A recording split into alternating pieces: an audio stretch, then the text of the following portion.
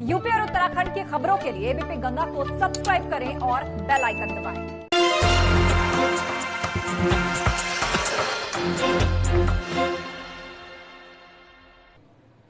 नमस्कार, गंगा दोपहर देख रहे हैं आप। आपके साथ मैं राजेंद्र देव।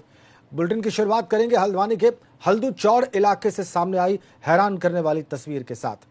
यहां के गंगापुर कबड़वाल गांव में एक हाथी गांव में दाखिल हो गया।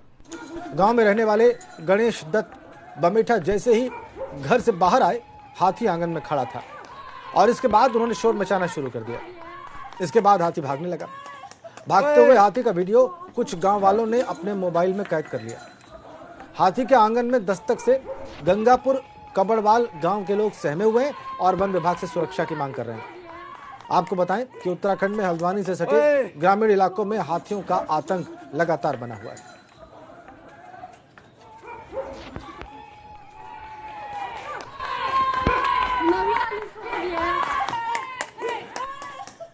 हल्द्वानी की तस्वीरें आप देखिए, कैसे घर में गजराज घुस गया। ये देखिए आप, कपड़े फैले हुए थे, उस वॉर को तोड़ते हुए अंदर घुसा, घर के आंगन में दौड़ पड़ा। लोग दहशत में, लोगों के शोर मचाने के बाद भागा घर के आंगन में। ये देखिए कैसे आतंक में लोग हल्द्वानी में।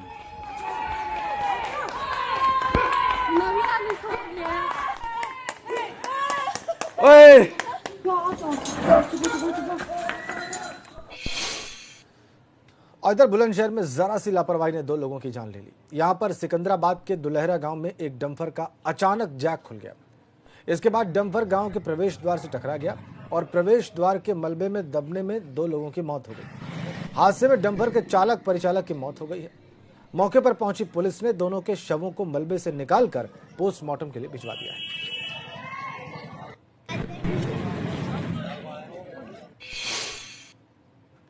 अगली खबर हापुड़ से। कल से लापता बच्ची का शव मिला है। कल घर के बाहर से गायब हो गई थी बच्ची। तालाब से मिला है बच्ची का शव। थाना बहादुरगढ़ के जखेड़ा रहमतपुर गांव का ये सारा मामला।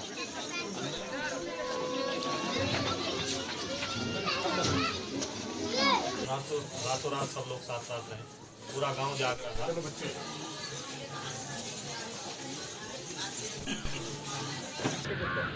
तालाब से बच्चे का शव मिला है हापुड़ में। सनसनीखेज मामला। कल ही वो घर से गायब हुई थी और तालाब से बच्ची का शव बरामद हुआ। थाना बहादुरगढ़ के जखेड़ा रहमतपुर गांव का ये सारा मामला।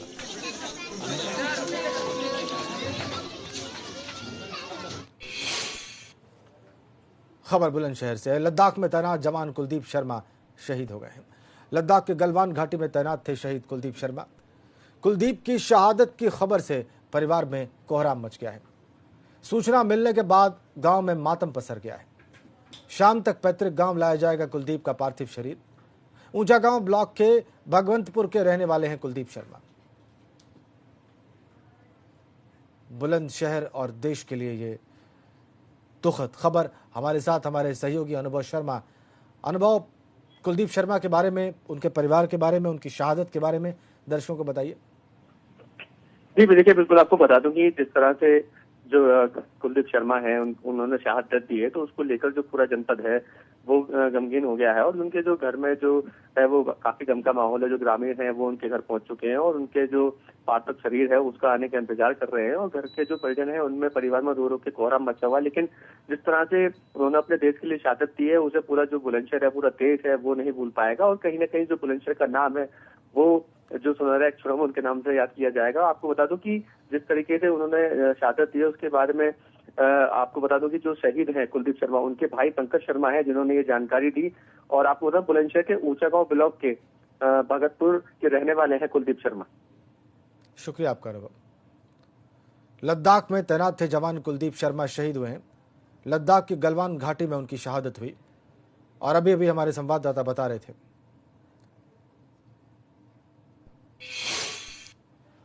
अगर आप मेरठ में रहते हैं या फिर मेरठ में इलाज के लिए जाते हैं तो फिर यह खबर आपके लिए बहुत ज़रूरी है और आपको सावधान होने की ज़रूरत है, क्योंकि आपकी सेहत झोला छाप डॉक्टर्स के भरोसे है। और ऐसा हम इसलिए कह रहे हैं क्योंकि मेरठ का पूरा स्वास्थ्य महकमा झोला छाप की बैसाखी के सहारे दिखाई दे रहा है। दरअसल पूरे प्रदेश में जहां झोला छाप डॉक्टर्स के खिलाफ अभियान छिड़ा हुआ है, वहीं मेरठ के हस्तिनापुर का सामुदायिक स्वास्थ्य केंद्र झोलाछाप डॉक्टर्स के भरोसे चल रहा है। दरअसल स्वास्थ्य केंद्र ने अभियान चलाया है कि अगर कोई झोलाछाप डॉक्टर 30 मरीजों का कोरोना टेस्ट कराएगा तो उसे कोरोना योद्धा का सर्टिफिकेट दिया जाएगा। दरअसल अस्पताल प्रशासन को लगता है कि झोलाछाप डॉक्टर्स के भरोसे मेरठ की सेहत को बेहतर तरीके से संभाला जा सकता है। और इतना ही नहीं, अस्पताल प्रशासन ने तो झोलाछाप डॉक्टर्स को कोरोना वॉरियर का सर्टिफिकेट देने के साथ साथ झोलाछाप डॉक्टर्स को स्वास्थ्य मित्र की पदवी भी दे दी है। अब सवाल यही है कि क्या मेरठ का स्वास्थ्य महकमा इतना लाचार और दिव्यांग हो गया है कि उसे झोलाछाप डॉक्टर जैसी बैसाखी की जरूरत पड़ने लगी है? मुसीबत है, लेकिन वो एक्चुअली में क्या है कि जो मरीज उनके पास जा रहे हैं वो उनको ट्रीट करते हैं। ट्रीट करने के बाद जो पेशेंट है वो सोचता है कि मेरा यहाँ सस्ते में काम हो जाएगा। मुसीबत है, लेकिन हमने एक प्रयास ये किया कि अगर जो भी झोलाछाप डॉक्टर 10 दिन में 30 लोगों की जांच कराएगा तो उसको हम माननीय एसडीएम साहब और सीएमओ साहब से कोरोना योद्धा का सर्टिफिकेट दिलाएंगे। ये इतना अच्छा साबित हुआ है कि लगभग 25 झोलाछाप डॉक्टर हमारे यहाँ प्रतिदिन सैंपलिंग करा रहे हैं सिर्फ एक सर्टिफिकेट के लिए। अगर इस अभियान को जोड़ा जाए तो ये लोग प्यार से बहुत लोगों की जांच करा सकते हैं। झोलाछाप डॉक्टर्स को अब आप स्वास्थ्य मित्र की संज्ञा दे रहे हैं? ऐसा मेरा मानना है कि ये कोई ऐसी डिग्री नहीं है, लेकिन हम भी एक मित्र ही हैं। हम भी स्वास्थ्य के लिए काम कर रहे हैं और वो भी काम कर रहे हैं। तो बेहतर है कि जो ग्राउंड लेवल पे चिकित्सा सेवाएं दे रहे हैं लोग, उन्हीं को ही जोड़ दिया जाए सिस्टम से, क्योंकि जो सरकारी सिस्टम है वो हमारे पास इतना पर्याप्त नहीं है।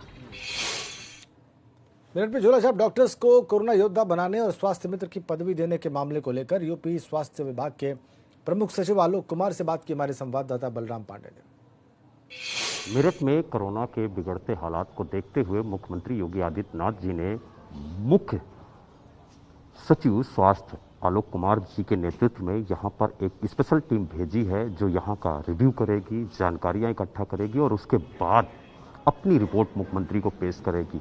हमारे साथ आलोक कुमार जी खुद मौजूद हैं। सर, ये बताइए कि आखिरकार आपने अब तक जो मीटिंगें की, जो अधिकारियों से बात की, क्या कुछ निकल के आया? क्यों यहाँ पर जो मृत्यु दर है वो लगातार बढ़ रही है?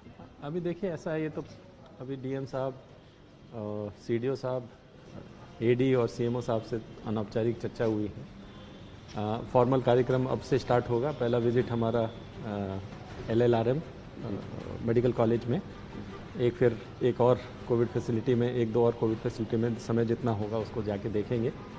उसके बाद फिर हम लोग शाम को इंटीग्रेटेड कमांड सेंटर पे बैठेंगे और वहाँ पे देखेंगे कि जो हमारी सर्वेलेंस की गतिविधियाँ हैं या जो हमारे कॉन्टैक्ट ट्रेसिंग की गतिविधियाँ हैं या जो हमारे टेस्टिंग की स्थिति है वो कैसी है और किस गुणवत्ता के साथ उसको हम लोग कर रहे हैं। और उसके बाद कल हम लोगों ने प्राइवेट हॉस्पिटल, क्योंकि यहाँ पे प्राइवेट सेक्टर का काफ़ी बड़ा रोल है हेल्थ सेक्टर में, तो उनके साथ, उनके बैठकों के साथ भी उनके साथ भी हम बैठक करेंगे और आइडेंटिफाई करेंगे कि क्या कारण है कि यहाँ पे, जैसा आपने कहा, सही कहा ये, कि इधर पश्चिमी जनपदों में जो केसेस की संख्या के सापेक्ष यहाँ डेथ कुछ ज़्यादा है मेरठ में, और वो क्या कमियां हैं और उसको कैसे, माननीय मुख्यमंत्री जी बड़े कंसर्न है इस बात से और वो ये चाहते हैं कि हम हर हाल में हर जान को बचाने के लिए जितना भी हमारे प्रदेश सरकार से बन पड़ता है करेंगे।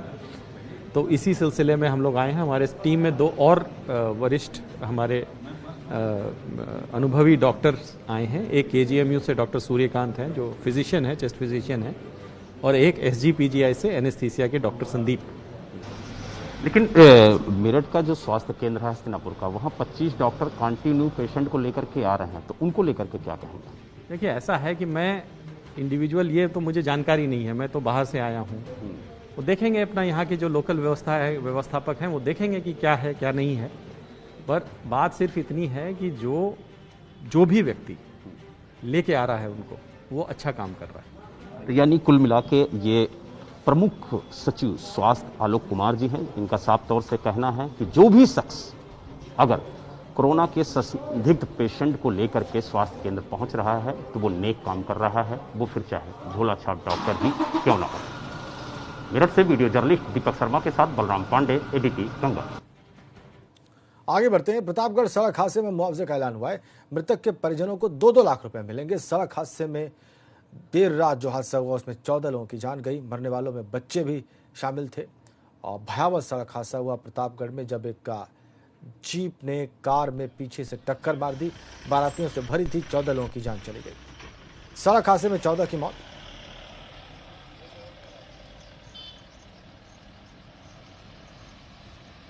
मृतकों के परिजनों को शासन की ओर से 2-2 लाख की आर्थिक सहायता का ऐलान हुआ है।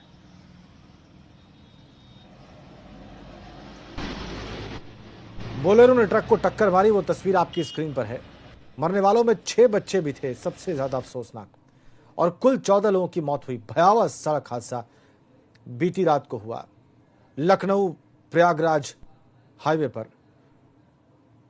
और इसी मामले में मुआवजे का मौजूद हैं प्रतापगढ़ जिले के कुंडा इलाके में, उस जगह पर जहां रात को भीषण सड़क हादसा हुआ है जिसमें 14 बारातियों की मौत हो गई है। ये सभी बाराती एक बोलेरो कार पर सवार थे और इस तरफ से वापस लौट रहे थे।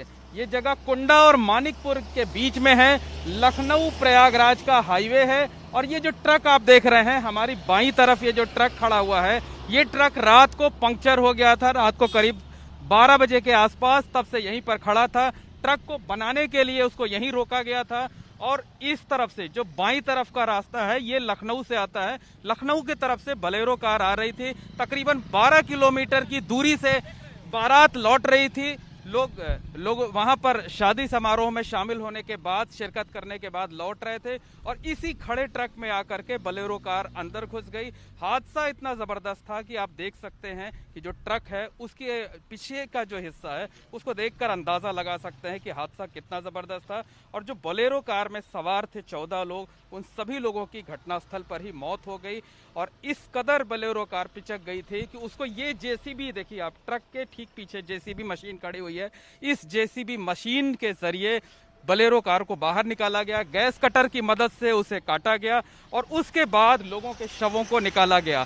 हादसे में 14 लोगों की मौत हुई है, जिनमें से 6 बच्चे हैं और बाकी जो लोग थे 8, उनकी भी ज्यादा उम्र नहीं है, ज्यादातर की उम्र 30 से 40 साल की है। और सिर्फ एक व्यक्ति ऐसा है जो कि 55 साल के थे। तो कहा जा सकता है कि भीषण हादसा हुआ है, जबरदस्त हादसा हुआ है, दर्दनाक हादसा हुआ है, जिसमें 14 बारातियों की मौत हो गई है। और ये 14 लोग जो मौत के मुंह में समाये हैं, उनमें से ज्यादातर लोग आपस में रिश्तेदार हैं, एक ही परिवार से ताल्लुक रखते हैं, एक ही खानदान से ताल्लुक रखते हैं। तो शादी का जो घर, जहां खुशियां थी, वहां पर मातम पसर गया है। और अब इस वक्त घटनास्थल पर पुलिस के लोग अब भी मौजूद हैं।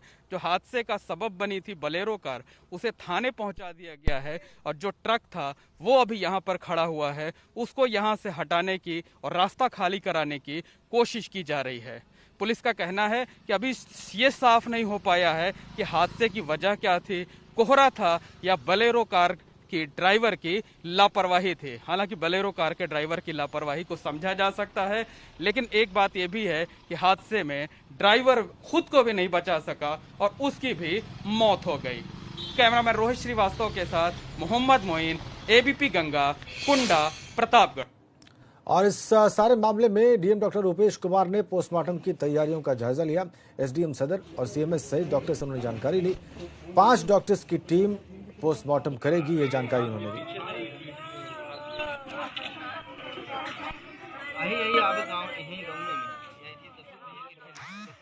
रात को एक बोलेरो ट्रक में घुस गई, उस वजह से 14 जो उसके यात्री थे तो मौके पर ही निधन हो गया। और इस पर माननीय मुख्यमंत्री जी ने संज्ञान लेते हुए, संवेदना दिखाते हुए 2 लाख रुपए प्रत्येक मृतक के परिवार को आर्थिक सहायता देने की घोषणा की। और हम लोग भी यहाँ पर, यदि वो कृषि दुर्घटना से आच्छादित हैं, जमीन उनके नाम पे होगी, तो उन्हें उसके अंतर्गत भी लाभ दिया था। हमने 5 टीमों के लिए कहा है, 5 टीमें हमारी हैं, तो एक साथ 5 डेड बॉडीज़ का पोस्टमार्टम किया जा सकता है। देखिए, चूँकि कोई उसमें जीवित बचा नहीं, तो ये रीज़न तो बता पाना पुख्ता रूप से संभव नहीं है। कयास ही लगाया जा रहा है कि या तो उनको झपकी लगी ड्राइवर को नींद आने की वजह से और उसका स्टीयरिंग से कंट्रोल हट गया, इस वजह से ये हादसा हुआ। और इसी बीच में एक बड़ी खबर गाजियाबाद से विधायक के मामा की हत्या के मामले से जुड़ी है। अजीत पाल त्यागी के मामा के हत्यारे गिरफ्तार किए गए। नरेश त्यागी हत्याकांड में एक और शूटर गिरफ्तार कर लिया गया है। 9 अक्टूबर को सुबह बदमाशों ने विधायक के मामा की हत्या कर दी थी। अभी भी एक आरोपी फरार चल रहा है। शक्ति सिंह हमारे साथ जुड़ गए हैं, हमारे सहयोगी। बताइए शक्ति, क्या जानकारी मिल रही है आपको इस गिरफ्तारी के संदर्भ में? देखिए इसमें दो शूटर हैं जिनकी आज गिरफ्तारी हुई है, जिसका एक का नाम विपिन है, दूसरे का नाम अर्पण है। दोनों ही शातिर बदमाश हैं जिन्हें सुपारी दी गई थी और सुपारी देने वाला कोई और नहीं था, जो बताया जा रहा है। जो अजीत पाल त्यागी बीजेपी के विधायक है, उनके बड़े भाई गिरीश हैं और एक इसमें आरोपी पहले जितेंद्र त्यागी जेल जा चुका है और एक इसमें जो मीडिएटर है जिसके माध्यम से जो विपिन और अर्पण तक को सुपारी दी गई थी, मीडिएटर इसमें गिरफ्तार हुआ, उसका नाम मनोज है। तो इसमें 3 आज गिरफ्तारी हुई है और जो आगे के लिए कुछ देर बाद इसकी एक प्रेस कॉन्फ्रेंस होने वाली है, जिसमें थोड़ी देर में जो सारी घटनाक्रम है गाजियाबाद के एसएसपी हमें बताएंगे। अब लेकिन सोचने वाली बात यही है कि जिस तरीके से ये कले से विधायक के घर में हुआ है, क्योंकि जो विधायक का बड़ा भाई है इसमें गिरीश उसका नाम आया, वहीं जो विधायक के पिताजी हैं राजपाल त्यागी, उन्होंने पहले ही बता दिया गया था ये विधायक है वो हमारे बेटे को फंसाना चाहता है, जो बड़ा बेटा है कि वो राजनीति में ना आ सके। तो एक ग्रह क्लेश हो गया और इसमें विधायक ने पहले ही पुलिस पर सवाल निशान खड़े किए थे कि ये जो फंसाना चाहिए, मेरे बड़े भाई को फंसाना चाहते हैं, जो ये खुलासा कर रहे हैं उसका बड़ा भाई फंसेगा। ये पहले एक मतलब पुलिस के उस पर संदेह विधायक ने उठाया, लेकिन पुलिस के पास सारे तथ्य हैं, सब मौजूद है, सब कुछ मौजूद है, जिसका खुलासा कुछ ही देर में पुलिस करने वाली है गाजियाबाद में प्रेस कॉन्फ्रेंस के माध्यम से दी। ठीक है शक्ति, बहुत बहुत धन्यवाद आपका। और अगली बड़ी खबर लखनऊ से, पशुपालन घोटाले में हेड कांस्टेबल भगोड़ा घोषित कर दिया गया है। 50,000 का इनामी भी घोषित हुआ है यह हेड कांस्टेबल। पशुपालन फर्जीवाड़े में हेड कांस्टेबल की तलाश में पुलिस जुटी हुई है। संपत्ति कुर्क करने की कवायद में है पुलिस। इंदौर के व्यापारी मंजीत भाटिया से 9 करोड़ 72,000 रुपए में फर्जीवाड़े में वांटेड चल रहा था यह हेड कांस्टेबल। पशुपालन विभाग में टेंडर दिलाने के नाम पर 14 लोगों के खिलाफ हजरतगंज कोतवाली में 13 जून को एफआईआर दर्ज हुई। और इस बड़ी खबर के साथ ही हम रुक रहे हैं एक छोटे से ब्रेक के लिए।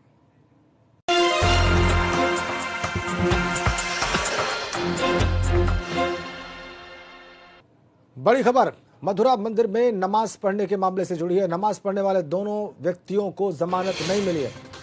अब मामले की अगली सुनवाई 24 नवंबर को होगी।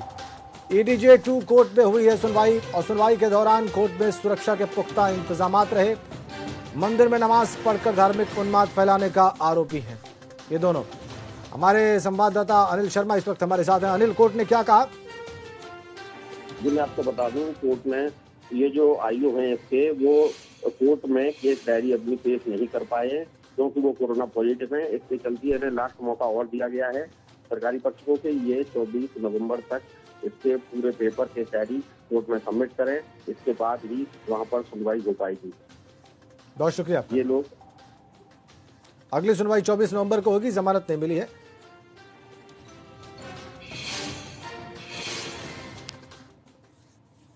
अगली खबर लखनऊ से, वक्फ की संपत्तियों की खरीद फरोख्त में गड़बड़ी पर एफआईआर। जी हां, सीबीआई ने 2 एफआईआर दर्ज की है। शिया सेंट्रल वक्फ बोर्ड के चेयरमैन रहे वसीम रिजवी पर और प्रयागराज और कानपुर में जमीनों की खरीद फरोख्त में मुकदमा हुआ। 8 अगस्त 2016 को प्रयागराज में, 27 मार्च 2017 को हजरतगंज लखनऊ में वसीम रिजवी पर कानपुर की वक्फ संपत्ति ट्रांसफर करने पर एफआईआर हुई। इन्हीं दोनों को आधार बनाते हुए सीबीआई ने अपनी 2 एफआईआर दर्ज की हैं। वसीम रिजवी इसमें शामिल। तो वक्फ बोर्ड के पूर्व चेयरमैन वसीम रिजवी पर 2 एफआईआर सीबीआई के द्वारा।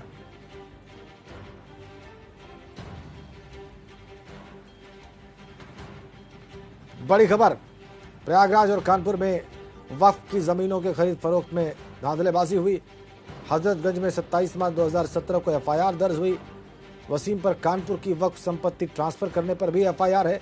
लखनऊ और प्रयागराज में दर्ज कराई गई एफआईआर को सीबीआई ने अपना आधार बनाया है।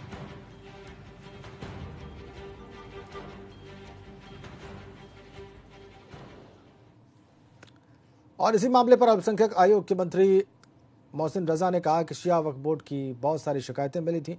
हजारों करोड़ की वक्फ संपत्ति बेची और बर्बाद की गई है।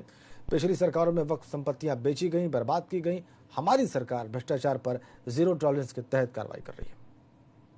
आज एफआईआर सीबीआई ने लॉन्च की है शिया वक्फ बोर्ड के चेयरमैन के खिलाफ, जिनके खिलाफ बहुत ही ज्यादा भ्रष्टाचार के आरोप हैं और साथ साथ सुन्नी वक्फ बोर्ड में भी तमाम भ्रष्टाचार के आरोप हैं। तो दोनों ही बोर्डों की जांच सीबीआई करेगी और अब आप इंतजार कीजिए, इसमें बहुत सारे और भी नाम आएंगे जो इसमें शामिल थे। पीछे से, पर्दे के पीछे के भी चेहरे सामने आएंगे, क्योंकि ये बहुत बड़ा भ्रष्टाचार है। हजारों करोड़ की संपत्तियां उत्तर प्रदेश में खुर्द-बुर्द की गई हैं, इसलिए ये जांच कराकर एक न्याय देने का काम किया है आज योगी सरकार ने। इसलिए हमारा स्टैंड साफ है कि हम भ्रष्टाचार पर जीरो टॉलरेंस की नीति पर ही काम करते हैं। सीबीआई जांच मुल्ला कल्बे जवाद के कहने पर हुई है। मुल्ला कल्बे जवाद के अलावा कोई दूसरा नहीं है जो हमारे खिलाफ एलिगेशन लगाता हो, क्योंकि हमने उनके खिलाफ कार्रवाई की है।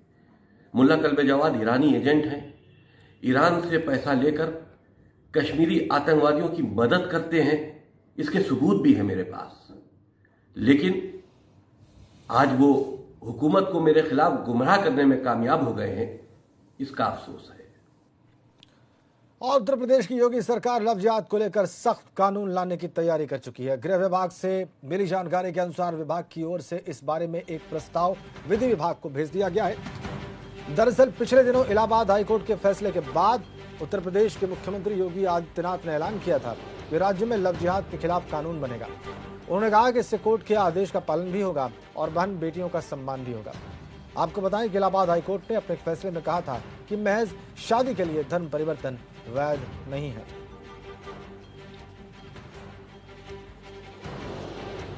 तो लव जिहाद पर जल्द आएगा कड़ा कानून, इसके लिए प्रयास तेज उत्तर प्रदेश सरकार के। पिछले दिनों लगातार रिपोर्ट हुए इन मामलों के बाद सरकार सक्रिय। गृह विभाग से कानून विभाग को एक प्रस्ताव भेजा गया है। और इस खबर के साथ ही इस बुलेटिन में फिलहाल इतना ही। शुक्रिया।